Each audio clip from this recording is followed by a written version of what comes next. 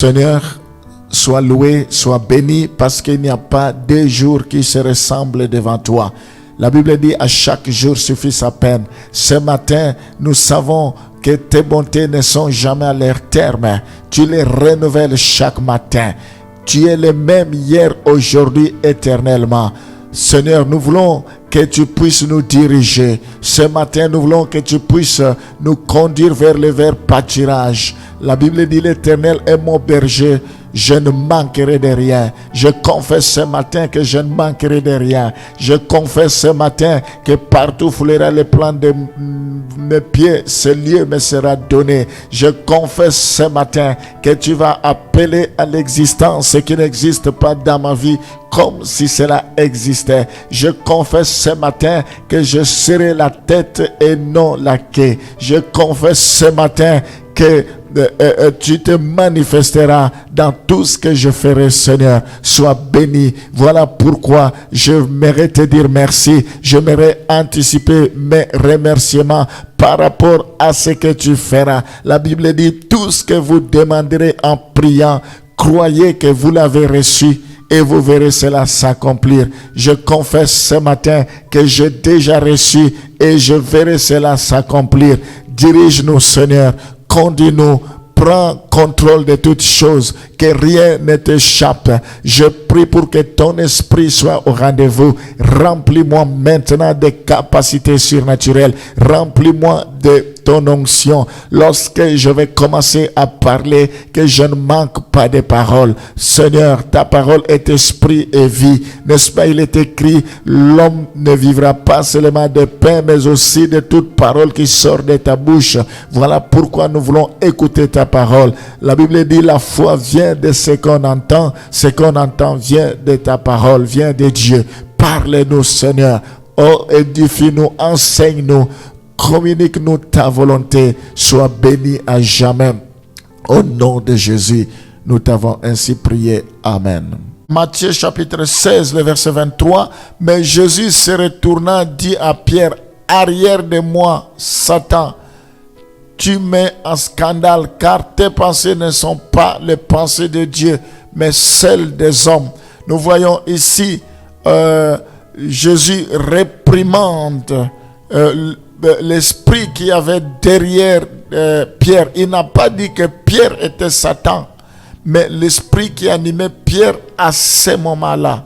Nous voyons une fois les apôtres ont dit à Jésus, mais permets que nous demandions le feu du ciel pour consumer toutes ces personnes. Mais Jésus dit, de quel esprit êtes-vous animés? Donc ici, Jésus réprimande. Donc le diable, il est là pour nous inciter à la rébellion. Il est là pour inciter Pierre à la rébellion. Ses pensées n'étaient pas les pensées de Dieu. Le diable, il est très rusé. Il veut que nous puissions développer des pensées qui vont à l'encontre de Dieu pour que nous soyons en opposition avec Dieu, pour que nous soyons en contradiction avec Dieu. Si nous avons un problème avec quelqu'un, une tierce personne, une autre personne peut venir résoudre. Mais si nous avons un problème avec Dieu, qui le résoudra? Nous devons éviter d'avoir des problèmes avec Dieu. Nous voyons que la première stratégie du diable contre les croyants, c'est de les inciter à la rébellion contre Dieu. Attention à la rébellion contre Dieu. Dans quel domaine sommes-nous en rébellion contre Dieu? Souvent, si nous perdons un notre chair, ça nous démotive, ça nous décourage. Peut-être nous avons gêné et nous n'avons pas vu les résultats. Du coup, nous entrons en rébellion contre Dieu. Des fois, dans un domaine quelconque ou dans un domaine de travail, nous avions espéré, nous avons gêné, mais nous avons perdu le travail et nous entrons en rébellion. Nous disons que Dieu nous a abandonnés. Dieu ne peut pas nous abandonner. Nous devons faire attention. Les ruses du diable, c'est d'amener le découragement, c'est de nous créer des conflits entre nous et Dieu, de nous pousser à la rébellion. Nous allons continuer. On va lire Genèse chapitre 3, le verset 1er. La Bible dit, le serpent était le plus rusé de tous les animaux des champs que l'Éternel Dieu avait fait. Il dit à la femme, Dieu a-t-il réellement dit, vous ne mangerez pas de tous les arbres du jardin? Nous voyons ici, il insinue le doute au sujet de la parole et de la bonté de Dieu. Ça, c'est la deuxième stratégie du diable. Il insinue le doute au sujet de la parole de Dieu. Il crée le doute dans la tête d'Adam et Ève. Il vient semer la confusion. Le diable aime créer le doute. Quand nous voyons les choses ne marchent pas, nous commençons à douter. Nous commençons à remettre la parole de Dieu en cause. Nous nous disons, est-ce que vraiment Dieu entend les prières? Est-ce que vraiment Dieu a réellement parlé? Donc, nous commençons à chercher ce qui nous arrange. Ça, c'est la stratégie de l'ennemi.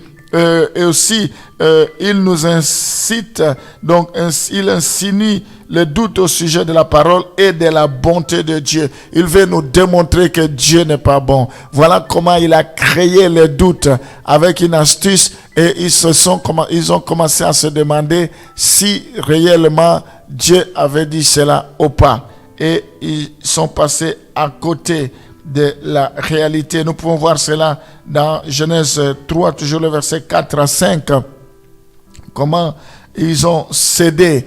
Alors le serpent dit à la femme, vous ne mourrez pas. Le doute a déjà commencé. La femme dit, Dieu avait dit, si nous mangeons, nous mourrons. Il dit, non, vous ne mourrez pas, mais Dieu sait que le jour où vous en mangerez, vos yeux s'ouvriront. Quel mensonge, et que vous serez comme des dieux connaissant le bien et le mal. Ce n'est pas ce que Dieu leur avait dit alors qu'ils avaient déjà toutes ces capacités. Et nous voyons qu'il les a incités. Il insinue les doutes au sujet de la parole et de la bonté de Dieu et de la position victorieuse du chrétien en Christ. Il a tout fait pour qu'ils puissent perdre leur position. C'est comme ça que le diable fait. Il vient avec les doutes pour que nous puissions perdre notre position victorieuse en Christ. Nous avons une position victorieuse dans le Seigneur parce que Christ a tout accompli sur la croix. Il a dit sur la croix, tout est accompli. Nous avons une position de vainqueur, de victoire. Et le diable aimerait que nous puissions, il veut nous destituer de cette position. Il veut que nous devenions craintifs. Il veut que nous puissions être de peureux, que nous puissions reculer devant les obstacles. Ça, c'est la stratégie du diable. Donc, son action aussi, c'est de nous tenter. Nous pouvons voir dans 1 Thessaloniciens 3, le verset 5. Il est là pour nous tenter. Ainsi, dans mon impatience, j'envoyais m'informer de votre foi, dans la crainte que le tentateur ne vous eût tenté et que vous n'eussions travaillé en vain. Nous voyons Paul en tant qu'un bon père, en tant qu'un bon mentor. Il veillait beaucoup à toutes les personnes, ses enfants spirituels qu'il encadrait. Il envoya des gens à l'église pour s'informer s'ils persévèrent dans la foi. Sinon, il aura travaillé en vain. Surtout ce qu'il craignait, c'est que les tentateurs puissent les tenter. Donc, le diable, sa stratégie, c'est de nous tenter continuellement. La tentation n'est pas un péché. Jésus a été tenté, mais Jésus n'a jamais péché. La tentation devient péché quand elle est consumée. J'ai déjà eu à expliquer dans l'un de mes enseignements sur la tentation. On est tenté, soit c'est le diable qui nous tente, soit on est tenté suite à nos passions. La Bible dit c'est de l'abondance du cœur que la bouche parle. La Bible dit ce n'est pas ce qui entre qui sur l'homme, mais ce qui sort, qui sur l'homme. Dans l'homme, il y a la convoitise des yeux, l'orgueil de vie, la convoitise de la chair, et cela peut être à la base de notre tentation. Donc nous ne devons pas incriminer Dieu et voir toujours derrière la tentation. Dieu ne tente personne. La Bible dit si quelqu'un est tenté, c'est par ses propres passions. Mais par contre, Dieu peut nous éprouver. Les épreuves sont différentes de la tentation. Alléluia. Seigneur, je prie pour que tu puisses nous revêtir de ta puissance. Nous voyons que les 12 apôtres et les 70 eurent autorité de marcher sur la puissance de l'ennemi. Oui, Seigneur, que tu puisses nous équiper de cette puissance. Nous croyons que tu es vivant. Oh Seigneur, nous voulons marcher sur les scorpions, sur les serpents, et rien ne pourra vous nuire. Nous voyons que les apôtres ont ressuscité, ils ont chassé les démons. Quand ils allaient de ville en ville, tu as dit, je vis l'ennemi, comment il était criblé, comment il était tombé comme l'éclair.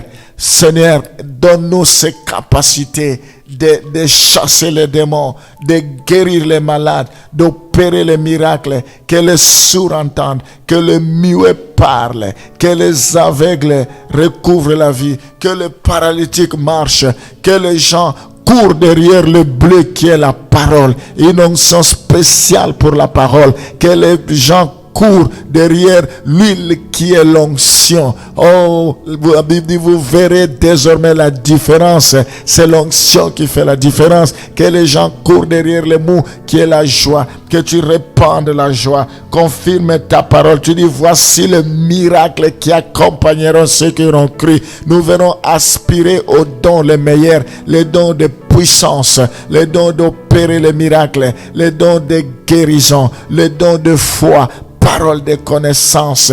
Libère cela, Seigneur, pour l'édification, pour l'épanouissement de ton église.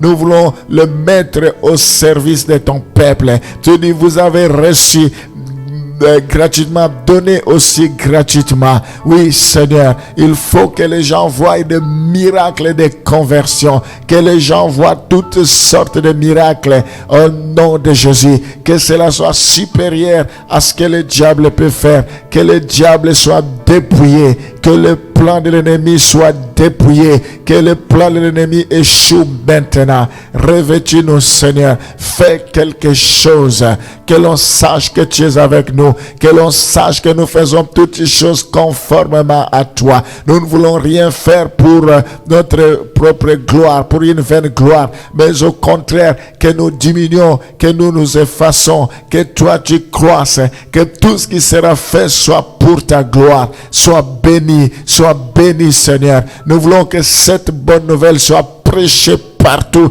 puis viendra la fin de toutes choses. La Bible dit, rachetez le temps car les jours sont mauvais. Tu reviens bientôt. Oh, malheur à nous si nous n'annonçons pas l'évangile. La Bible dit, je fais tout à cause de l'évangile afin d'y avoir part. Nous voulons nous couper en 1000 morceaux. Nous voulons payer le prix, Seigneur. La Bible dit, travaillez de mieux en mieux à l'œuvre du Seigneur, sachant que votre travail ne sera pas vain. Oh Seigneur, que tu te lèves, que tu puisses te manifester. Nous voulons travailler encore de mieux en mieux. Équipe-nous. Nous voulons vraiment être des ouvriers du temps de la fin. Oh, la moisson est grande, il y a peu d'ouvriers. Priez le Père de la moisson d'envoyer des ouvriers. Suscite des ouvriers. Encore, il y a encore 7000 personnes qui n'ont pas encore fléchi les genoux devant toi, Seigneur. Des gens fidèles, des gens qui vont donner du fil à retordre au diable, qui vont détruire les œuvres du diable, qui vont faire avancer le royaume des cieux. Sois béni, Seigneur. Merci pour les ouvriers qui existent. Merci pour les ouvriers de la première ère, les ouvriers de la deuxième ère et les ouvriers de la troisième ère. Sois béni à jamais. Au nom de Jésus, nous t'avons ainsi prié. Amen.